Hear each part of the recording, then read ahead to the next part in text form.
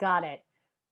So taking that, we've got a couple people in here who have 6, 7-year-olds and are asking, in that age, obviously a little more hands-on. How can you help them stay engaged and focused? And a big one that comes up is if you're already doing remote with them all day, how do you then help them with homework on top of that when it feels like, oh my God, we've been doing this all day?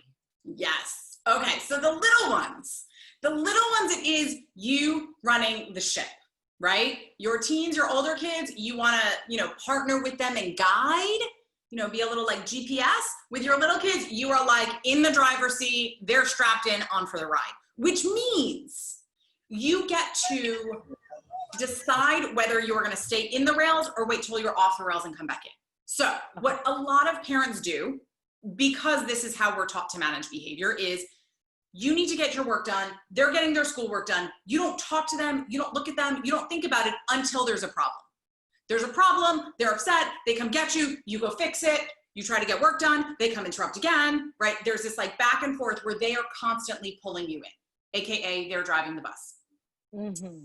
I want you to get to a place where you're driving the bus. And I'm going to tell you how to do it, because without that knowledge, you can't do it. So here's the thing.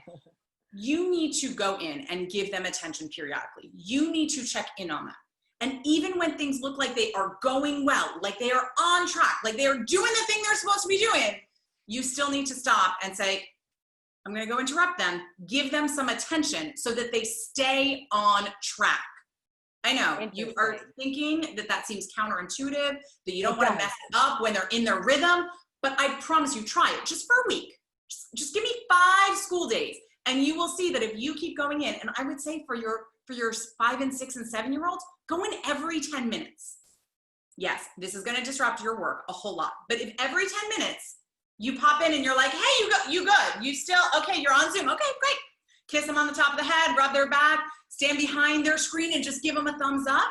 You're going to notice that every 10 minutes you give them 15 seconds, which is ultimately a lot less. And once that is the rhythm, then you go to every 15 minutes checking in on them, and then every 20 minutes, and then every 25, because they will then wait for you to come. If they interrupt before you go in there, say, I'll come check on you in a few. You can ask me your question then. Don't let them be the driving force. You be the driving force. So what happens if you're in the same room though? Like if you have to work, what happens if you're in the same room? Like you're set up at a dining table together kind of thing. Same exact thing. So you're at the dining room table, they're, sitting next to you potentially, right? Because little kids need to be kind of close. You're doing your work and they're like, but mom, you're like, I can answer your question in a minute. Hang on, I need to finish this email. And you look and your timer goes off and you're like, okay, sweet pea, what do you need? You give them your full attention. You answer their question and you say, okay, I'll check back in with you in a few minutes. That is literally what you say. You tell them, I'm going to check on you again. And then when they come back and they're like, but mom, I'm not ready yet. I'll check on you in a few minutes. And if that's not language you would naturally use whatever phrase is natural for you. But that idea of I'm coming to you in a few, nope, not ready yet. I have to finish this. Oh, I'll answer you soon, which is why you start with 10 minutes. Most kids can wait 3, 4, 5 minutes. It might be annoying in the beginning, but they can do it. And you will teach them how to wait for you. And then you go, okay, what do you need? And if that means they're staring out the window for 3 minutes while you're getting there, fine. But it teaches them that you're going to do it on your schedule, which is huge. Got it. And you think about 5 days is going to get people into this rhythm. 5 days, it might get you, depending on how long the behavior has been going on. The fact that we're coming back from summer camp, yeah, I think 5 days, you are establishing a routine. From the start, it's going to be clean. The end of the school year, there was so much happening. We've had a couple months off. If you're starting here, yes.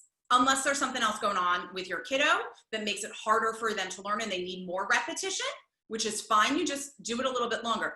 But 5 days will start to at least show you that you're on the right track with it. You do it for 1 day, you're going to be like, Dr. Marcie is crazy. This is so disruptive. Day 4, day 5, you'll notice, oh, they're not interrupting me. I can get 10 minutes of solid work done. And do you know that in my world, I hear that 10 minutes of solid, uninterrupted work for a parent with children right now, it's huge. So give it a try. Standard. All right, that makes sense.